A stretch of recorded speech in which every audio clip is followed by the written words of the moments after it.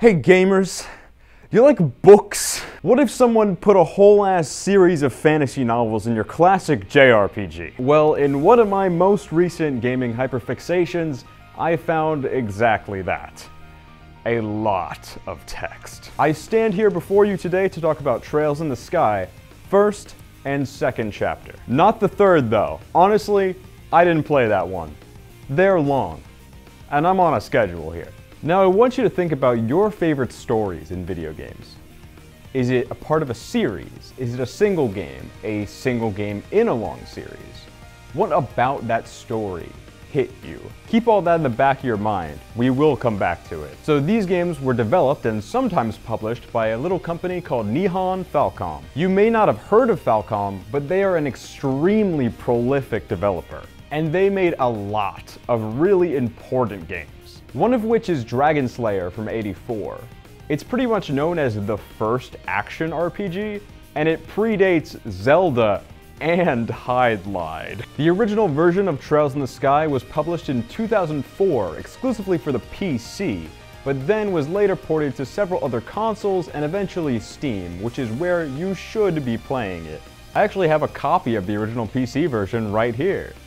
There's actually a whole lot of history to that name. That game I mentioned before, Dragon Slayer, that actually spawned a bunch of different series from it, like Xanadu from Dragon Slayer 2. But once it came to Dragon Slayer 3, the Legend of Heroes became a thing. The guy who made all these would always say that all of his games were connected in some way. Who is he, Brandon Sanderson? Maybe he is Brandon Sanderson, jeez. Trails in the Sky first chapter is Legend of Heroes 6.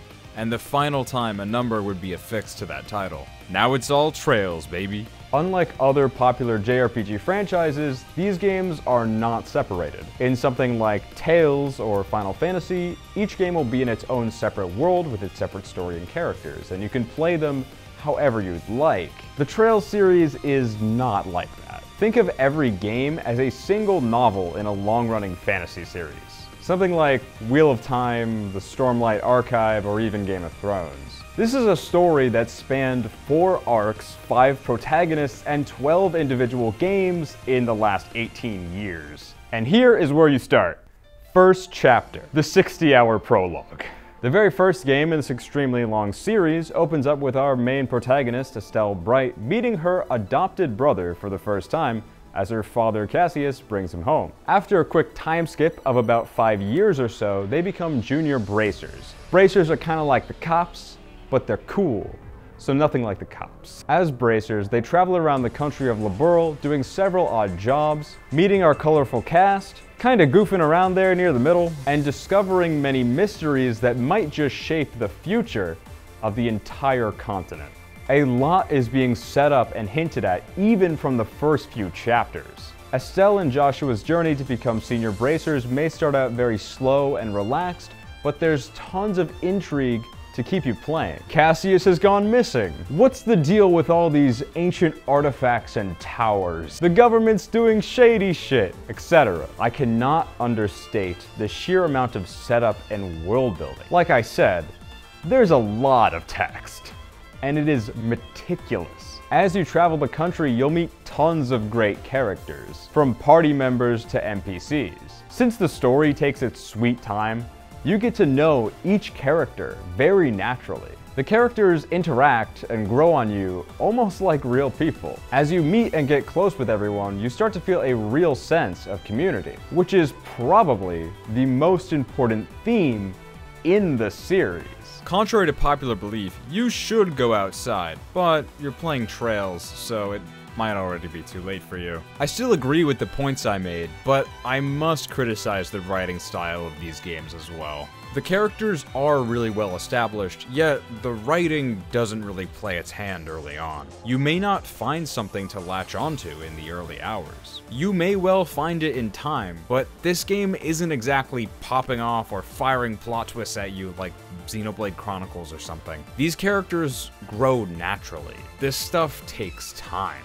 And when you get to the good part, it's like taking a laxative when you're constipated. No doubt, there's a lot of cozy quiet moments, emotional drama, silly goofy stuff, a textbook worth of lore, but they might not always be talking naturally, and they might start talking about some weird shit sometimes. However, the translation process for this game was absolute hell, and I can assure you that things get much better in later games, so I'll cut them some slack here. Combat is turn-based, and it takes place on a grid, baby. You got your standard single target, single hit attacks, kinda like my love line, character-specific utility actions known as crafts, and of course, various customizable magic spells called arts. Arts and crafts.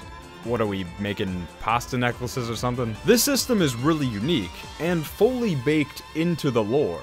All the magic is orbs, and you can do a lot of intricate min-maxing with them. Could totally spend hours on just orb setups alone. These setups will affect the spells you can cast, along with your stats. Silly little modern influences in my funny classic JRPG. Most notably for me is the speed stat, which affects your cast time for spells. Because turn order matters a lot here. And you will need to be tipping the scales in your favor with calculated setups and battle strategies, which are also pretty customizable. But sometimes, you just gotta break the action parity and pop off all stylish like. This is where S-crafts come in. These are essential cinematic actions that absolutely carry. No cast times here. When it pops, it pops. Big attacks, big heals, you name it. But what about this whole community thing you've heard so much about? Party members are mostly temporary, joining Estelle and Joshua on and off throughout their journey. All characters come with their own affinities and specialties, although you are free to build them in many ways. Now, your party comp will vary as characters come and go, but sometimes you'll be free to choose whoever you'd like to bring along. This will usually lead to completely unique dialogue and character interactions. I really like this in a thematic sense as well. Every character has their own stuff to deal with, but when shit gets real, they'll always have your back. Unrelated, but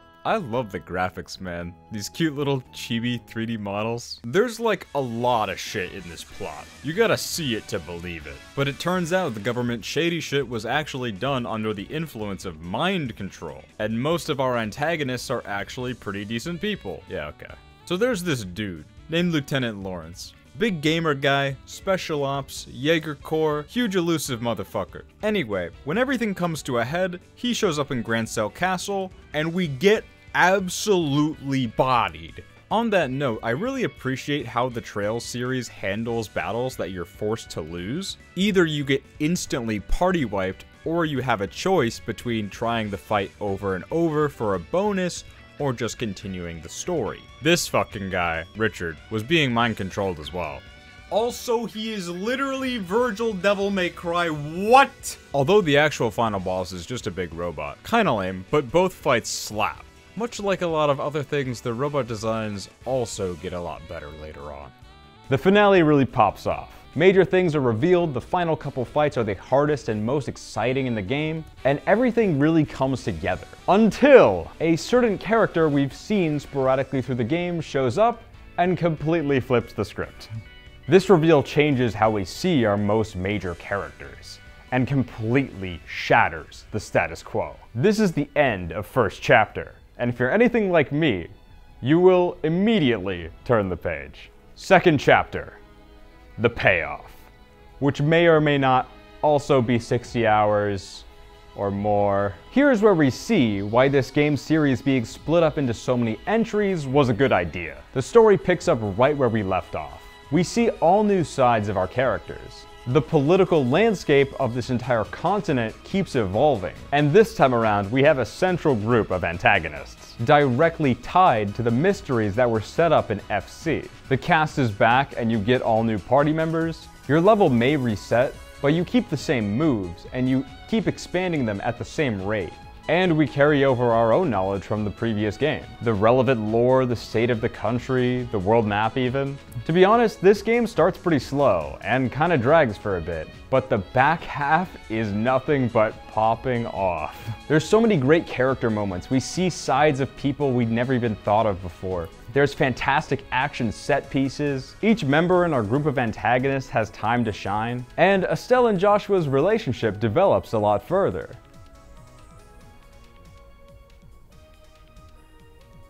Wait a minute. adopted brother,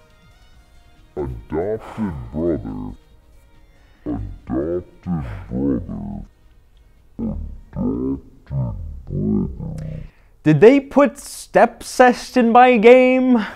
You could have done literally anything else. Is this funny to you? I'm not laughing! That being said, the endgame is absurd. Tons of extremely tough boss fights and climactic moments, pulling together so much that was built up throughout both games. It's a good story to tell, but seeing it, being there, it's really something special. I don't want to talk about spoilers at all, to be honest. But I will, damn it. So Joshua's been away from the party for a while, but when you get him back, he will carry. There's a crazy airship dungeon where we learn so much. Here we finally get Joshua's complete backstory, which puts his entire character into perspective. I'm gonna be real, first half of this game is kinda dog, but everything in the second half is bigger and better. The politics are wild, the airship fights are wild, the super moves are cool, the final area is a whole ass floating city. There's crazy lore and more advanced technology than anything we've seen before. The final dungeon is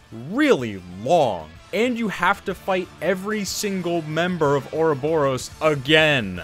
And these bosses are ridiculously hard. I didn't even know if I was going to be able to finish this game because I was way under-leveled. They all have a lot to say, but I don't. Although there is this one, Renee. She's a weird murder child, and I don't like her very much. Estelle and Joshua care about her a lot, even to the extent that they want to take her in and give her a real home.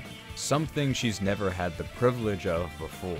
And honestly, the handling of her character and backstory is very well done in later games. Here, in the first two, I'm not a fan. I think whenever she's around, the writing gets really kitsch and cringe. No more Renee. She go away now. Beyond that, holy shit. Fucking crazy ass JRPG ass villain shit. You know how it is. This guy, Weissman. He essentially wants to rebuild humanity into purely logical beings devoid of all emotion in order to avoid the destruction that befell their ancestors. But we tell him he's full of shit, and the final battle begins. This two-stage boss battle is absolutely bananas. The design is crazy. Is that a biblically accurate angel? It's also super fucking difficult. You really have to be popping off at all times. There's like way too much shit going on in this story. It is so packed full of characters going through their own arcs, and there's so many characters. Crazy ass setups. I never understood for a single moment what this guy's fucking deal was. But they're like the real villain and the mastermind behind all this shit. And after all this, I'm not too crazy about the ending. Joshua reconciles with his past, looking towards the future with bright eyes, with his girlfriend alongside him, formerly stepsister. God damn it. You were so close! You had me for so long! But all that said, there's still a lot of value to be found in not only this story, but the larger stories that this entire series is heading towards. After all, 160 hours later, we're just getting started. When you think about it, there are few game series with continuous stories. A lot of series start somewhere and then lose the plot, but not Trails. Not as far as I see. Trails was planned from the beginning to be a multi-part and multi-layered series. The setting is consistent. The characters grow over time. Every arc is filled with its own stories and character arcs while tying into the overall narrative. Trails in the Sky is only the beginning. To be perfectly honest with you, I don't know how much I can recommend this series. It's ridiculously long. We're 12 games deep and they're all almost 50 hours each. And if you don't like fantasy JRPGs, but I think Trails is one of the most impressive and ambitious series in gaming. No other series handled their story with as much care as Nihon Falcom does with Trails. And that's why I think, even if you never play a Trails game, this series should not go underappreciated. To be honest, the thought of jumping right into the next couple games, Sky the Third, the Crossbell arc, the Cold Steel arc, all the stuff that hasn't even been translated into English yet, it's really exciting, but it's also daunting, and I feel kind of tired just thinking about it. There are so many other RPGs out there, and a lot of them are worth your time, but I think I'll stick with this story and see it through to the end. Maybe. Like I said, I'm on a schedule. Well, I hope I got my point across. Thank you so much for watching. As always, I've been Protagonist. Peace.